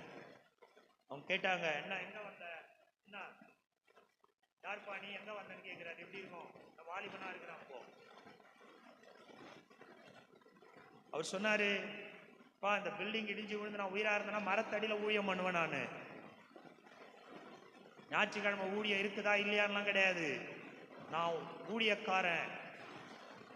கர்த்தர் என்ன உனக்கு மேல என்ன வச்சிருக்காரு, நான் சொல்றதுக்கு நீ கீழ்ப்படியில பத்தியா, அதுதான் எனக்கு பிடிக்கல அப்படின்னு சொன்னாரு. அன்னைக்கு அந்த ஊழியமும் இல்லை. ஆனா அவர் என்ன அன்னைக்கு வர சொன்னாரு.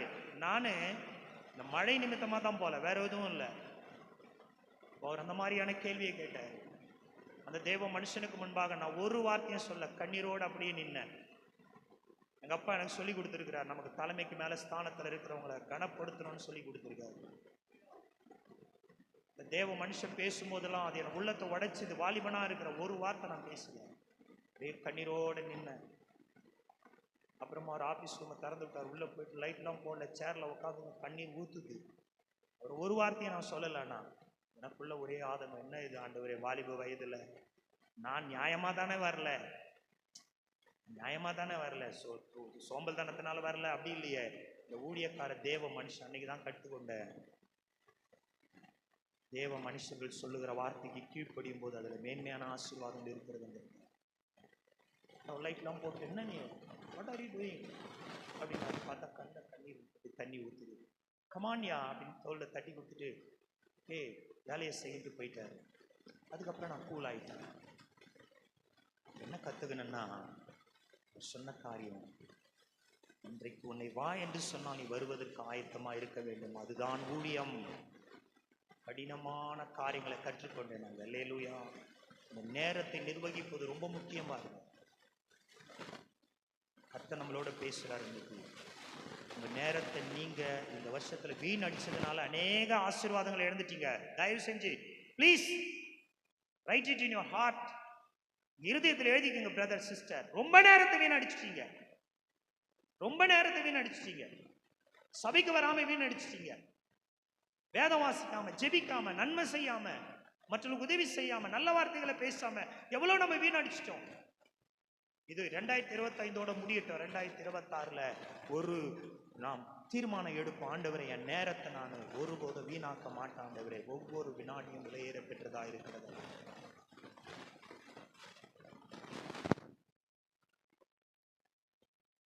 கர்த்தரை தேடுறதுக்கு மட்டும் சாக்கு போக்கு சொல்லவே சொல்லாதீங்க. That is a bad habit in the world. Bad habit. ஒரு கடவுள் ஜீவனை கொடுத்து நம்மளை உயிரா வச்சு நம்மளை சுவாசிக்க மூச்சு காற்று கொடுத்த அந்த தெய்வத்துக்கு ஸ்தோத்திரம், துதி ஏறெடுப்பதற்கு, நான் ஆராதனைக்கு வராமல் இருப்பதற்கு ஒரு காரணம் சொல்லுகிறேன் என்றால், அதை விட இந்த உலகத்தில் மிக மோசமான கெட்ட பழக்கம் எதுவுமே இருக்க முடியாது. எல்லாம் நம்முடைய ஞானம் கற்றுத்தருகிற காரியங்கள். அது பைத்தியமா இருக்கிறது தேவனுக்கு முன்பாக. நேரத்தை, காலத்தை தேவனுக்காக செய்வதற்கான ஆயத்தமாக இருப்பேனாக. இந்த வருடத்துல அதிக நேரங்களை உங்க குடும்பத்தோட நீங்க செலவிடல, வீணா செலவு பண்ணிருக்கிறீங்க. சிலர்லாம் நண்பர்கள் அலையிறாங்க பாருங்க. கல்யாணம் ஆனா கூட குடும்பத்தை கவனிக்கிறது இல்லை. இன்னும் அந்த புத்தி வரல, எல்லாம் சரி ஆகணும், அந்த பக்குவம் வரணும். அதெல்லாம் சொன்னா ஊழியக்காரர் மேல கோபம். அதை பற்றி எனக்கு ஒன்றும் இல்லை. சத்தியம் தான். அதை நீங்க பின்பற்றனாலும் அதே பிரச்சனை தான், நான் பின்பற்றனாலும் அதே பிரச்சனை தான். நேரத்தை, காலத்தை, விரயங்களை செய்யறீங்க. மனம் திரும்பணும்னு கர்த்தர் சொல்றாரு. இன்னைக்கு ஒரு சரியான ஒரு மனிதன் பொருளாதாரத்துல முன்னேறணும்னா அவனுடைய நேரம் ரொம்ப முக்கியம்.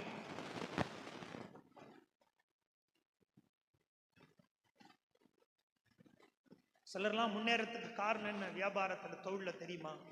அவருடைய நேரம் ரொம்ப முக்கியமா கருதுவாங்க. அவங்களுக்குன்னு ஒரு நேரம் வச்சிருப்பாங்க. இந்த நேரத்துல கரெக்டா போவாங்க, அதை செய்வாங்க. அந்த நேரத்துல கூடுதலான நேரம் இருந்தாலும் கரெக்டா முடிச்சுட்டு வருவாங்க. உங்களுக்கு நேரம், காலம் ரொம்ப முக்கியமா இருக்கிறது. அதிகமாக நீங்கள் நேரத்தை வீணாக்கி உங்கள் குடும்பத்தை எழுந்துடாதீங்க, உங்க பிள்ளைகளை எழுந்துடாதீங்க, உங்க சபையை எழுந்துடாதீங்க, உங்க ஊழியத்தை, ஊழியக்காரனை, கர்த்தருடைய காரியங்களை எழுந்துடாதீங்க. உங்களை பார்த்து பிரதர் சிஸ்டர் இன்றைக்கு ஜபம் இருக்குதுன்னு சொன்னா வருவதற்கு ஆயத்தமா இருங்க. அல்லேலூயா. இதை விட முக்கியமானது நித்தியத்துக்கான வழி. இது ஜபம் நித்தியத்துக்கான வழி, வேத வாசிப்பு நித்தியத்துக்கான வழி, பரிசுத்தவான்கள் ஐக்கியம் நித்தியத்திற்கான வழி. இதெல்லாம் நித்தியத்துக்கான வழி. இதை தேடுவதற்கு நாம் முன்னுரிமை கொடுப்போமாக. கர்த்தருக்கு ஸ்தோத்திரம்.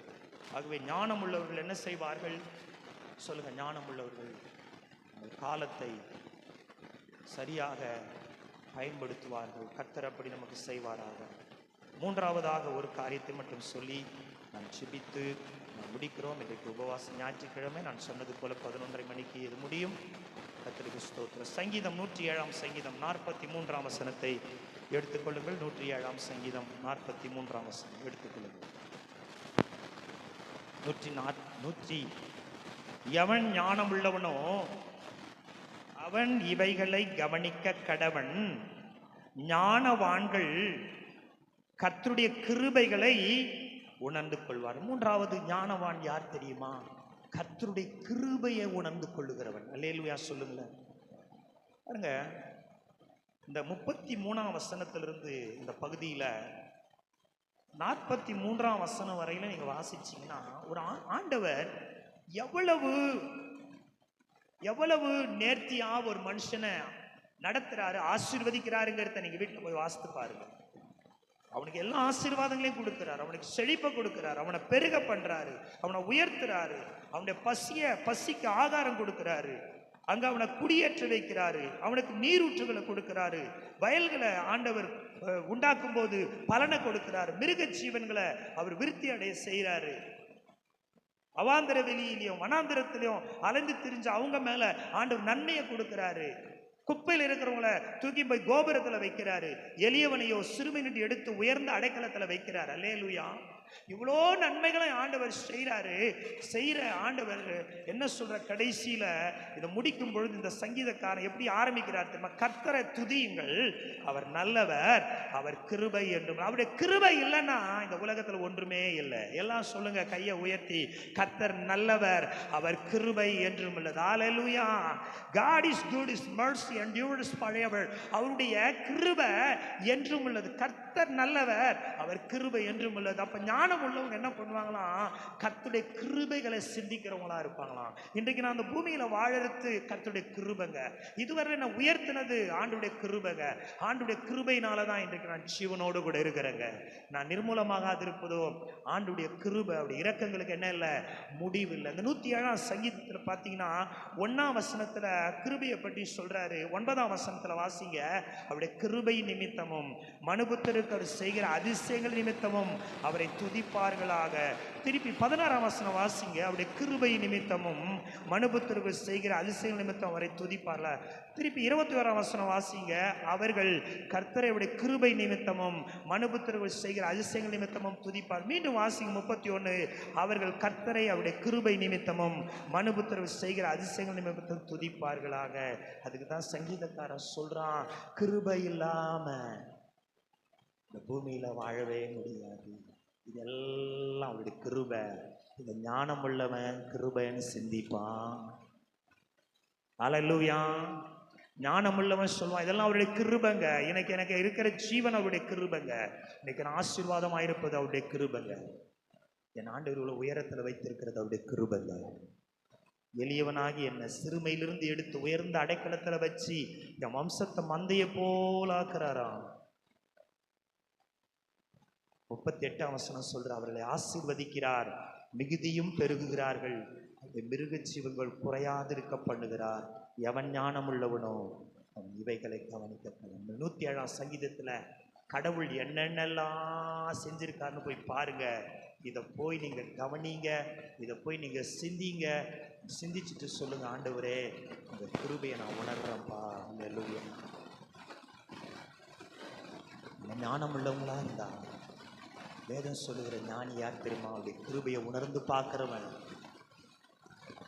இவ்வளவு காலம் கடந்து வந்துட்டோம். 50 வயசு, 55 வயசு, 60 வயசு, 70 வயசு, எத்தனையோ வயசு கூடி இருக்குது.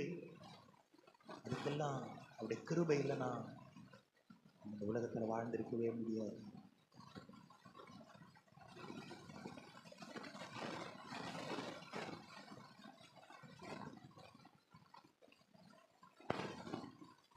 இன்றைக்காச்சும் ஆண்டுடைய கிருபையை நினைச்சு பார்த்துருக்கிறீங்களா?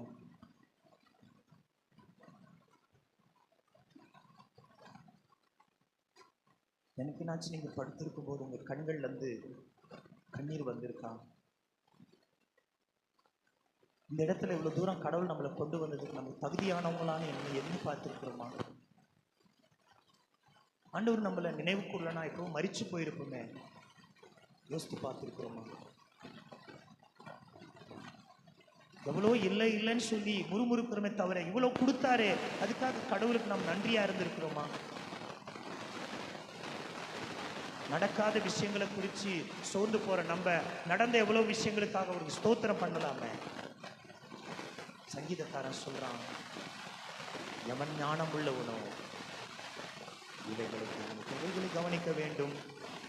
107ஆம் சங்கீதத்தில் ஆண்டவர் செய்த எல்லா காரியங்களையும் நீங்க கவனிச்சு பார்த்து இதற்கு நன்றி சொல்லுங்க. நன்றி சொல்ல ஆயத்தமா இருக்கிறீங்களா? பக்கத்துல உங்களை பார்த்து நன்றி சொல்ல ஆயத்தமா இருக்கிறீங்களா? நீங்க உயிரோடு இருப்பதை கிருபைன்னு ஒத்துக்கிறீங்களா? சொல்லுங்க, நீங்க உயிரோடு இருப்பதை கிருபைன்னு ஒத்துக்கிறீங்களா? ஒத்துக்கிறீங்களா? கையை குலுக்கி சொல்லுங்க, ஒத்துக்கிறீங்களா? நான் நிர்மூலமாகாது இருப்பவருடைய கிருபை, அவருடைய இரக்கங்களுக்கு முடிவே இல்லை.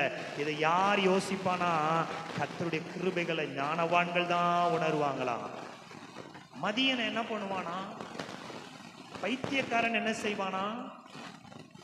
அங்க எல்லாம் என் சாமர்த்தியங்க, எல்லாம் என் ஃப்ரெண்டுங்க, எல்லாம் சொந்தக்காரங்க, எல்லாம் என் படிப்புங்க, எல்லாம் என் திறமைங்க, எல்லாம் என் சாலைக்குங்க, எல்லாம் என் வாய் உதாருங்க.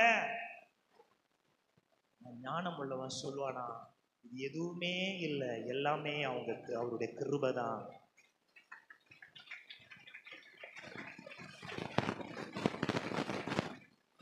இன்றைக்கு நீங்களும் நானும் இந்த இடத்துல இருப்பது அவருடைய கிருபையா இருக்கும்.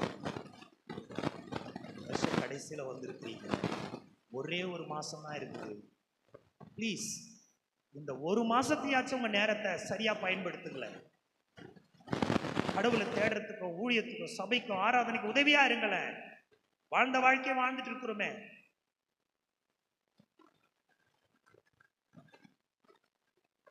கர்த்தருடைய கிருபையை நினைச்சு பார்க்க ஆண்டவர் ஒரு மனமகிழ்ச்சி நாளை நம்ம கொடுத்திருக்கிறாரு.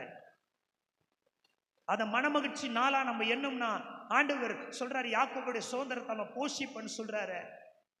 நம்ம மனமகிழ்ச்சி சபைக்கு வரத்துல இல்லையே, நம்ம மனமகிழ்ச்சி வேற இருக்குது. அதுதான் நமக்கு மனமகிழ்ச்சியா இருக்குது. கூட்டத்தோடு கூட்டம் சேர்றதுனா மனமகிழ்ச்சியா இருக்கிறது உலக பிரகாரமா.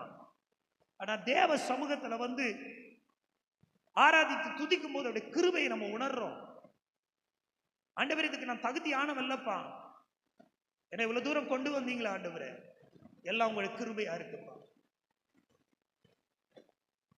அதிகமா ஆண்டவருக்கு நன்றி செலுத்துங்க. வீட்டில் போய் நம்ம அவரை விட்டு தூரம் போனது உண்டு, அவரை மறுதளிச்சது உண்டு, அவரை முறுமுறுத்தது உண்டு, அவருக்கு விரோதமா பேசினது உண்டு, அவருக்கு விரோதமா எழும்பினது உண்டு, அவருக்கு விரோதமா காரியங்களை நடப்பிடுறது உண்டு, வேதத்துக்கு புறமான காரியங்களை செய்தது உண்டு, பேசினது உண்டு. ஆனா கூட அதையெல்லாம் ஆண்டவர் நமக்கு மன்னிச்சு இன்னைக்கு நம்ம ஜீவனோட வச்சிருக்காருன்னா, there is only one reason, because of his grace. அவருடைய கிருபையினால தான் நம்ம இன்னைக்கு உயிர் ஓடுறோம். கிருபைக்காக ஆண்டவரை ஸ்தோத்திரம் பண்ணுங்க. இன்னும் உங்களை ஆண்டவர் மேன்மைப்படுத்துவார். இன்னும் 2026 இன்னும் உங்களை ஆண்டவர் உயர்த்துவார். இன்னும் உங்களை ஆசீர்வாதமான இடத்துல வைப்பாரு. இன்னும் உயர்வுக்கு ஆண்டவர் உங்களை கொண்டு போவாரு. ஹல்லேலூயா. நீங்க ஜெபிங்க, ஆண்டவரே என் கையை எப்போதும் ஓங்கி இருக்கணும், எல்லாருக்கும் கொடுக்கிறவனா என்ன மாத்துங்க. அப்படி ஜெபம் பண்ணுங்க. கர்த்தருக்கே நீ கொடுக்காத போது எங்க உனக்கு ஆசீர்வாதம் வரும்? கர்த்தருக்கு கொடுக்கறதுல பிசினிதானம் கஞ்சதானம் பண்ணிட்டு இருந்தா, கர்த்தருடைய கட்டளையே கீழ்ப்படியாது இருக்கும் போது எல்லா நெருக்கமும் வரும் தான் எல்லாருக்கும். அது நீங்களா இருக்கட்டும், நானா இருக்கட்டும். ஆண்டவர் என்னோட கூட பேசினார். ஊழியம் நெருக்கப்படுகிற ஒரு ஊழியம். அந்த ஊழியக்காரர் போன் பண்ணி வேதனையா பேசினார். அவருக்கு கொஞ்சம் பிரச்சனைகள், அவருக்கு சரீர பிரகாரம், அவங்க மனைவிக்கு பிரச்சனை. யார் அவருக்கு 100 ரூபாய் கொடுப்பாங்க? அந்த ஊழியக்காரன் ஒரு நாள் என்கிட்ட எதுவுமே இல்லாத சூழ்நிலை போன் பண்ணி, என்கிட்ட ஜிபேல கொஞ்சம் காசு இருந்தது. ஆண்டவர் உடனே சொன்னார், ஆண்டவர் இதை அனுப்பிடு உங்களுக்கு அப்படின்னு. அனுப்பிட்டு ஒரு நாள் அந்தமான்ல ஊழியம் செய்யறாங்க. அவங்களுக்கு ரொம்ப வியாதிப்பட்டு பலவீனமா இருக்கிறாங்க குடும்பமே. அதை நான் அறிய வந்த போது ஆண்டவர் சொல்றாரு, செஞ்சிரு. செஞ்சிட்டேன். நான் சொல்லட்டுமா? இன்னைக்கு நான் தேவ சமூகத்தில் நின்று நான் சொல்லுகிறேன், யார் உதாரண குணமுள்ளவர்களோ அவர்கள் செழிப்பாயிருப்பார்கள், நன்றாயிருப்பார்கள், வாழ்வார்கள். அவர்கள். எங்க அம்மாவும் எங்க அப்பாவும் அன்னைக்கு கூட சொன்னேன், எங்க அம்மாவும் எங்க அப்பாவும் அந்த ஊழியத்துல அவங்க விதைச்சதுனாலதான் இவ்வளவு தூரம் கூட நாங்க வந்திருக்கிறோம். ஊழியக்காரர்களுக்கு அவங்க சாப்பாடு கொடுத்துட்டு, இரவுன சாப்பாடு கொடுத்துட்டு, கருப்பு காப்பியும் பொறையும் வாங்கி சாப்பிட்டு படுத்த ஒரு தேவனுடைய ஊழியக்காரி அத்தை நம்மளை மேன்மையா தான் வச்சிருக்கிறேன். நான் சொல்லட்டுமா? கடவுளுக்காக யார் உத்தமமாய் விதைக்கிறார்களோ ஒருபோதும் அவர்கள் தரித்திரப்பட மாட்டார்கள். மேன்மையில தான் இருப்பாங்க. மேன்மையில தான் கர்த்தர் வைப்பார். அவங்கள உயரத்துல கர்த்தர் வைப்பார். ஹல்லேலூயா. நான்லாம் எங்க அம்மா அப்பா வாழ்க்கையில பார்த்துருக்கேன், என் வாழ்க்கையில நான் பார்த்துருக்கேன். எந்த ஒரு இடத்துல நம்மளை கர்த்தர் வெட்கப்படுத்தவே விட மாட்டேன். மேன்மையான ஸ்தானத்துல தான் கர்த்தர் வைப்பார். கிருபை. நான் நினைக்கிறேன் இதை விட பல மடங்கு நம்முடைய ஆராதனை ஸ்தலம் உயர்த்தப்படும். மேன்மைகள் உண்டாகும், உயர்வுகள் உண்டாகும். ஏனென்றால் இதற்காக விதைத்தது கொஞ்சம் நஞ்சம் அல்ல, அதிகம் உண்டு. கண்டிப்பாய் கர்த்தர் அதை செய்ய வல்லவராயிருக்கிறார். சகோதரன் ஒருவர் சொன்னார், சென்னையிலிருந்து நான் செருப்பு கூட இல்லாமல் லுங்கி கட்டி கொண்டு ஓடி வந்தேன். கிறிஸ்தவ சகோதரன் சொன்னார் கண்ணீரோடு, சவக்குழி வெட்ட போக வேலை இல்லாம, மரம் வெட்ட போக வேலை இல்லாம, ஆனா அந்த சவக்குழி வெற்றத்திலையும் மரம் வெற்றத்திலையும் கடவுளுடைய காணிக்க தசம பாகத்தை கரெக்டா கொடுத்தேன் பாஸ்டர். அழுது பேச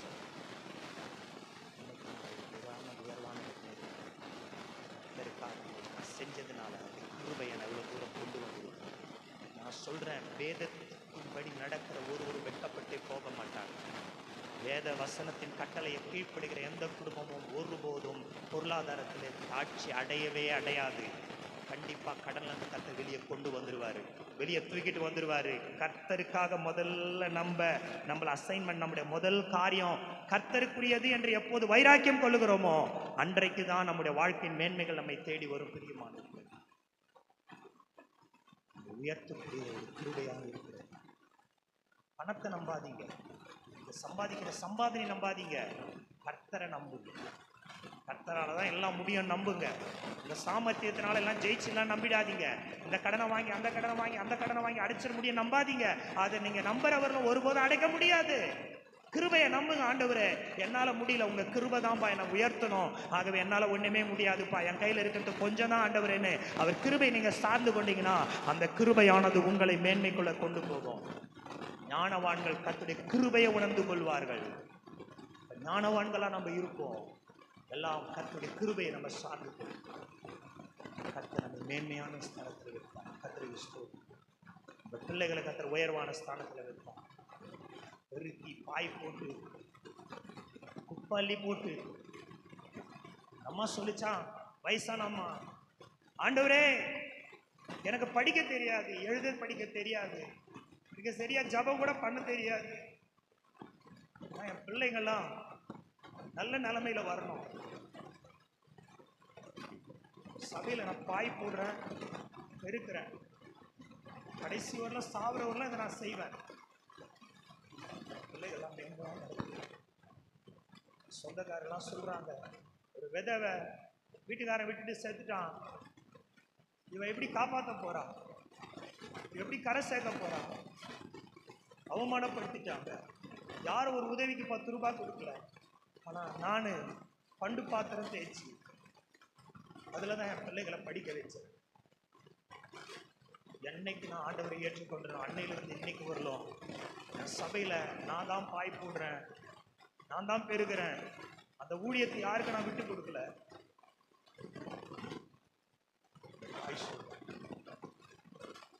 பிள்ளைகள் எல்லாரும் வெளிநாட்டில் இருக்கிறாங்க, 5 பிள்ளைய வெளிநாட்டில் இருக்கிறாங்க, எல்லாம் வெளிநாட்டில் இருக்கிறாங்க. பையன் கூப்பிடுறான், பிள்ளைங்க கூப்பிடுறாங்க, மா வந்துருமா, ஏமா இன்னும் கஷ்டப்பட்டிருக்கு இந்தியாவில், வாமா. அம்மா சொன்னாங்களா, சாகிற வரையில சபைக்கு நான் ஊழியருக்கு கடவுளுக்கு வாக்கு கொடுத்தது என்னவோ அதை செஞ்சு முடிச்சுட்டு சாவர வரலும் இந்தியாவில் தான் இருக்க வரமாட்டேன். நான் கடவுளுக்கு செய்த உடன்படிக்கை என்ன தெரியுமா? பிள்ளைகள் எல்லாம் மேலான இடத்துல இருக்கிற வரையிலும் நான் இந்த ஊழியத்தை நான் விடவே மாட்டான். இந்த ஊழியத்தை உமக்காக செய்வேன்னு சொன்னேன். எனக்கு கிடைச்ச சின்ன காரியத்தை பண்டு பாத்திரம் தேய்க்கிறதுல வர அந்த பணத்தில் தசம பாகத்தை கடவுளுக்காக உண்மையா நான் கொடுத்தேன். பிள்ளைகளால் லட்சம் சம்பாதிக்கிறாங்க. எத்தனையோ ஊழியங்களுக்கெல்லாம் உதவி பண்ற பெரிய இடத்துல ஆண்டவர் வச்சிருக்கிறாரு. காரணம் என்ன தெரியுமா? எனக்கு படிப்போ அறிவோ கிடையாது. என்னுடைய கிருபை தான் என்ன என் பிள்ளைகளை உங்களுக்கு சொல்லுகிறேன். உங்களை பார்த்து கடவுளுடைய கிருபை மேல நீங்க நம்பி கடவுளுடைய கிருபையை நீங்க சிந்திங்க. அது உங்களை உயரத்துல கொண்டு போகும்.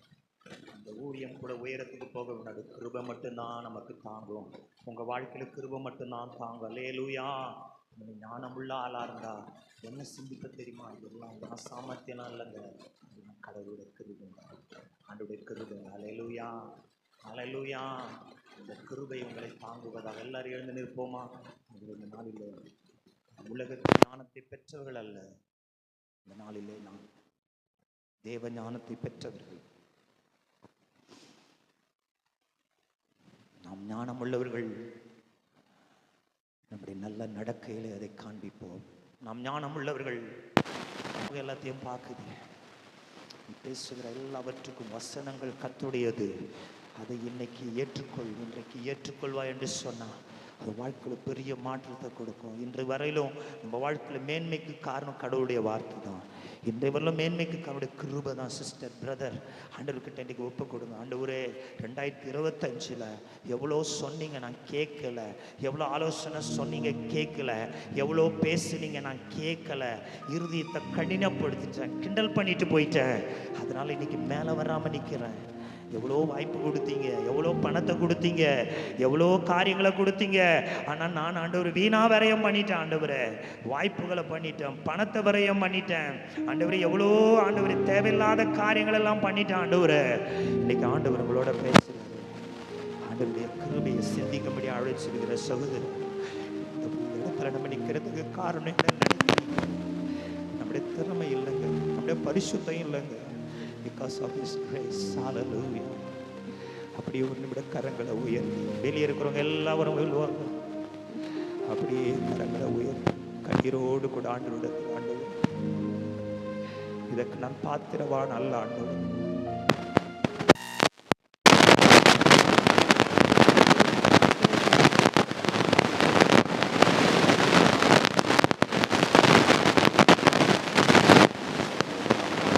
உன்னை வாழ வைக்கிற வேத வசனத்தை நீ மறந்துட்டியே. ஓ, அந்த நேரங்கள் எல்லாம் நீ வீணா ஏதேதோ பண்ணிட்டு இருந்தியே. இன்னைக்கு ஆண்டவர்னோட பேசுறாரு. ஆண்டவர் சொல்றாரு, இந்த நவம்பர் மாதம் 30ஆம் தேதி, இன்றைக்கு மட்டும் கால கடந்து போல, இப்போதும் கால கடந்து போல, இன்றைக்கும் கடந்து. ஆண்டவர் சொல்றாரு, மனம் திரும்பிக்க உதவி செய்யற கர்த்தர் சொல்றாரு. ஓ, நீ ஞானின்னு சொன்னா உன் நல்ல நடக்கையில காட்டு. நீ ஞானின்னு சொன்னா உன் காலத்தை நேரத்தை சரியா பயன்படுத்து. நீ ஞானின்னு சொன்னா கர்த்தருடைய கிருபையை உணர்ந்து பாரு. ஹல்லேலூயா, ஹல்லேலூயா. உலகத்தான் பாவங்கள் எல்லாம் செய்யறான். அவன் கர்த்தரை தொழுது கொள்ள மாட்டான். அவன் சிருஷ்டித்ததை தொழுது கொள்றான். அவன் உணராம இருக்கிறான். இன்னைக்கு ஆண்டவர் உனக்கு ஞானத்தை கொடுத்திருக்கிறார். ஆராய்ந்து எல்லா தேவ சமூகத்தில் எல்லாம் ஒப்பு கொடுத்து ஜெபம் பண்ணிட்டு இடத்தை விட்டு போவோம். நேரம் காலம்லாம் எங்கெங்கயோ விரயம் பண்றோம். சபைக்குள்ள வந்து நேரம் காலத்துல நீ பேசக்கூடாது. அதை பேசவே கூடாதுன்னு நான் சொல்றேன். ஏன் தெரியுமா? எத்தனையோ நேரங்கள் காலங்கள் வீணா போய் நிக்கிற இடத்துல செலவு பண்ணிட்டோமே. ஒவ்வொரு கல்யாணத்துல போய் எத்தனையோ மணி நேரம் காத்திருந்தோமே, என்ன பிரயோஜனம்? ஓ, ஃப்ரெண்ட்ஸுக்காய் காத்திருந்து என்ன பிரயோஜனம்? ஆனா தேவ சமூகத்துல நீ செலவிடுகிற ஒவ்வொரு நிமிடமும் வீணா போகவே போகாது. அது உனக்கு மகிமையான அரட்டிப்பான நன்மையை கொண்டு வரும். அப்படியே கரத்தை உயர்த்தி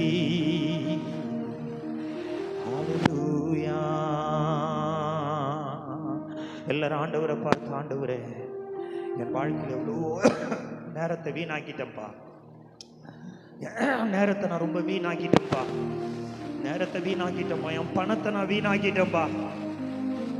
உமக்கு எவ்வளோ செஞ்சிருக்கலாம் ஆண்டவரே, ஊழியத்துக்கு எவ்வளோ செஞ்சிருக்கலாம், அதுக்கெல்லாம் நான் தெளியாக பேசிட்டேன், அதுக்கெல்லாம் தப்பாக பேசிட்டேன், கொடுக்குறவங்களும் கொடுக்க முடியாமல் தடுத்துட்டேன் ஆண்டவர். அவங்ககிட்டயும் போய் தப்பான விஷயங்கள்லாம் பரப்பிட்டேன். அதனால குடும்பத்தில் தரித்திரம் நான் தாண்டவும் ஆழுதுப்பா, வெளியே வர முடியல ஆண்டவர். இன்றைக்கு நான் மனம் திரும்புகிறேன்ப்பா. என் பணம் உமக்கு உபயோகப்படணும், என் நேரம் உமக்கு உபயோகப்படணும், என் உழைப்பு உமக்கு உபயோகப்படணும். முதல்ல நீங்கள் தான் ஆண்டவரே, அதுக்கப்புறம் தான் எல்லாம் ஆண்டவரே. ஆனால் நான் அநேக நேரத்தில் என் பணத்தோட கெத்தை காட்ட, நான் என் சொந்தக்காரர்கிட்ட போயிட்டு என் கௌரவத்தை காட்ட எவ்வளோ காரியங்களை செஞ்சிட்டு நான் அவமானப்பட்டு தான் நிற்கிறேன்ப்பா. ஆண்டவர் உங்கள் கிருபையை நான் சிந்திக்கல. இன்றைக்கு எவ்வளோ தூரம் நான் இருக்கிறது உங்கள் கிருபை தான்ப்பான்னு சொல்லி நம்ம ஒப்பு கொடுத்து எல்லாரும் கடைசியாக ஜெபித்து நான் முடிக்க போகிறோம். ஹல்லேலூயா. எல்லாரும் அப்படியே கரங்களை உயர்த்தி இருதயத்தை கடினப்படுத்தாதீங்க brother. Last chance for you. உங்களுக்காக ஜெபம் பண்ணி கொண்டே இருக்கிற ஆண்டவர் சொல்றாரு, இந்த சத்தியத்தை அவங்களுக்கு சொல்லு, இது கடைசி நேரமாக இருக்கிறது. இன்றைக்கு எல்லா சூழ்நிலைகளும் முடக்கப்பட்டிருந்தாலும், எல்லா சூழ்நிலையிலும் நம்ம அப்படியே முடங்கி போயிருந்தாலும், ஆண்டவருடைய வார்த்தைக்கு கீழ்ப்படியாம வாழ்க்கையில அநேக ஆசீர்வாதம் இழந்து போயிருந்தாலும், எல்லாம் நமக்கு இருக்கிற மாதிரியும், எல்லாம் நம்ம சரியா இருக்கிற மாதிரியும், ஒரு குறைவில்லாத மாதிரியும் வசனம் சொல்லுகிறது, நீ தரித்திரனாயிருந்தோம் ஐஸ்வர்யவனை போல காட்டுற. தரித்திரனா இருந்தோம், எனக்கு என்னங்க குறையில்ல. பரிசுத்த ஆவியானவர் சொல்றாரு, யாரெல்லாம் அவங்களை அர்ப்பணிக்கிறாங்களோ, யாரெல்லாம் தங்களுடைய குறைவுகளுக்காக தேவனிடத்துல மன்னிப்பு கேட்கிறாங்களோ, யாரெல்லாம் கர்த்தருடைய கிருபையை இன்னைக்கு உணர்றாங்களோ, இன்று முதல் நான் அவளை வாழ்க்கையில ஒரு பெரிய மாற்றத்தை கொடுக்க நான் விரும்புகிற மகனை, அவங்க வாழ்க்கையை தலைகீழா மாற்ற நான் விரும்புகிறேன். அவங்களுடைய எல்லா காரியங்கள் கர்த்தருடைய வார்த்தைக்கு அவர்கள் கழிப்படுவாங்கன்னு சொன்னா, ஒப்பு கொடுப்பாங்கன்னு சொன்னா, தரித்திரம் போகும், வியாதி போகும், வறுமை போகும், கடன் பிரச்சனை போகும். என் வார்த்தைக்கு கீழ்ப்படுகிறவனுக்கு இன்றைக்கு ஒரு ஜெயத்தை தரப்போறேன். ஹல்லேலூயா, ஹல்லேலூயா. கரங்களை தலைக்கு மேல தட்டி சொல்லு ஹல்லேலூயா. நல்ல கையை தட்டி ரபா லபா ரபா லபா ரபா ஷக ரபா லபா ரபா லபா ரபா உக ரபா லபா ரபா ரபா லராதியா ரபா கபா லபா. நல்ல கையை தட்டி கரமாதியா ரபா ரஷக ரபா பாபா ரிகதர பல பர கலபர. எல்லா வாலிப பிள்ளைகளை கரங்களை மூடி கரங்களை தட்டி தேவ வல்லமை, தேவ வல்லமை, தேவ வல்லமை, தேவ வல்லமை, தேவ வல்லமை. ஓ அபிஷேகத்தின் வல்லமை, ஓ பரிசுத்தின் வல்லமை. The power of God, the anointing of the Holy Spirit. O ரிபாதா Rafah லபா Rafah Kaba Baba. Regenerating Spirit of God, Holy Spirit of God. பரிசுத்த ஆவியானவரே, உம்முடைய மகிமை ஒவ்வொரு மீது இறங்கட்டும். இந்த சிறிய சபையிலே நினைத்தருவீராக. வியாதியா இருக்கிறவளை நினைத்தருவீராக, கடன்ல இருக்கிறவளை நினைத்தருவீராக, போராட்டத்தில் இருக்கிறவளை நினைத்தருவீராக. அபிஷேகத்தின் வல்லமை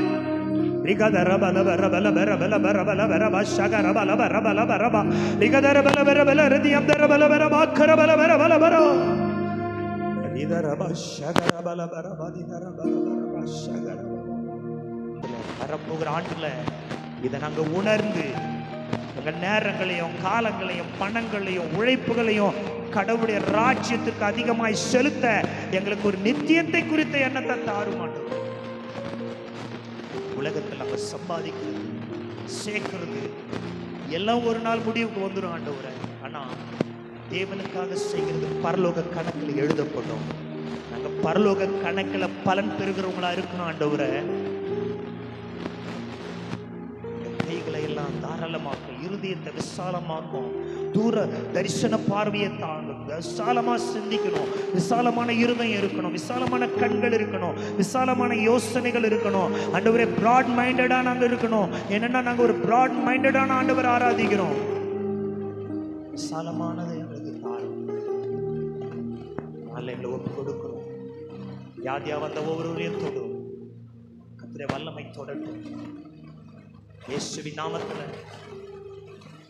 வியாதியா இருக்கிறவங்க கையை உயர்த்து இயேசுவின் நாமத்துல கர்த்தருடைய வல்லமை இறங்கட்டும். இருக்கிற சகோதரருக்காக, இருக்கிற சகோதரி எல்லாருக்காக செபிக்கிறோம் ஆண்டவரே. சுகத்தோடு போகட்டும்பா. எங்க ஜனங்க வியாதி இல்லாதவங்களா இருக்கணும், எங்க ஜனங்க கடன் இல்லாதவங்களா இருக்கணும், எங்க ஜனங்க தரித்திரம் இல்லாதவங்களா இருக்கணும், எங்க ஜனங்க வறுமை இல்லாதவங்களா இருக்கணும். இந்த சின்ன சபையில 100 பேர் இருந்தாலும் எல்லாம் ஆசீர்வாதமா இருக்கணும், எல்லாம் ஒற்றுமையா இருக்கணும், எல்லாம் அன்பா இருக்கணும், எல்லாம் ஐக்கியமா இருக்கணும், எல்லாம் நல்லவங்களா இருக்கணும், எல்லாம் விசாலமான மனசுடையவங்களா இருக்கணும், எல்லாரும் ஊழியத்தை தாங்கணும், ஊழியக்காரனுக்கு ஆதரவா இருக்கணும், சபைக்கு ஆதரவா இருக்கணும்ப்பா. ஒரு ஆளும் பிசாசுக்கு வேலை செய்யக்கூடாதுப்பா. பிசாசு பிரிமையை கேட்கறோம், அதுக்கு வேலை செய்யக்கூடாதுப்பா. அதுக்கான சம்பளம் மரணம், அதை நாங்கள் செய்யக்கூடாதுப்பா. உங்களுக்காக நாங்கள் எல்லாத்தையும் செய்யணும்.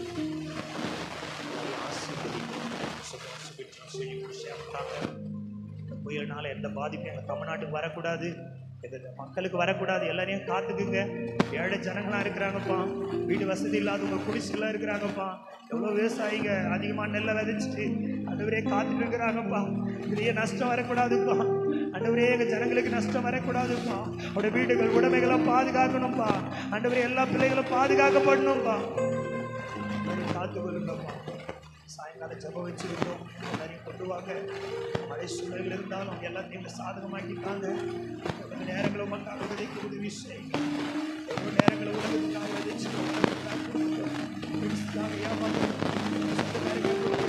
பணம் அவங்களுக்கு ஒரு தடவை கூட ஏமாறலாம். நாங்கள் கொடுக்க விரும்பலப்பா, கொடுக்க விரும்பல. சொல்லியிருக்கிறோம், கொடுக்க விரும்பல. தரித்திரத்தில் தான் வாழணும். எவ்வளோதான் இருந்தாலும் எங்களை மாத்துக்க ஆண்டவரே, எங்க இருதயத்தை மாத்துக்கப்பா, இன்னைக்கு எங்க சிந்தைய மாத்துக்கப்பா. எவ்வளோ வசனத்தை கேட்டு விளையாட்டுத்தனமா போயிடுறோம் ஆண்டவரே, பொழுதுபோக்கா போயிடுறோம் ஆண்டவரே. ஆனால் அதை கடைபிடிச்ச எவ்வளோ மேலே வந்திருக்கும் ஆண்டவரே. உலகத்தால மேலே திருக்கும் போது உங்க பிள்ளைங்க நாங்கள் எவ்வளோ உயரத்தில் இருக்கணும். காரணம் உங்க வசனத்தை நாங்கள் திருப்பி பின்னால போட்டுட்டு கிண்டல் கேலி பண்ணிட்டு போயிடுறதுனால இன்னைக்கு எங்கள் குடும்பங்களை ஆசீர்வாதம் இல்லைப்பா. எங்களை நாங்கள் மனம் திரும்புகிறோம் ஆண்டவரே. உங்க வார்த்தையை கேட்டது குடும்பங்களை முன்னேறி உதவி செய்வது, உழைக்க ஓட உதவி செய்கிறப்பா. எங்களை சமீபம் Father God, we dedicate our lives to your Father God. Oh Lord, break the smallness and fashion us according to thy purpose, Lord. You are our potter, we are thy clay, oh Father God. Fashion me according to your will, Lord. Fashion us according to thy will, oh Father God.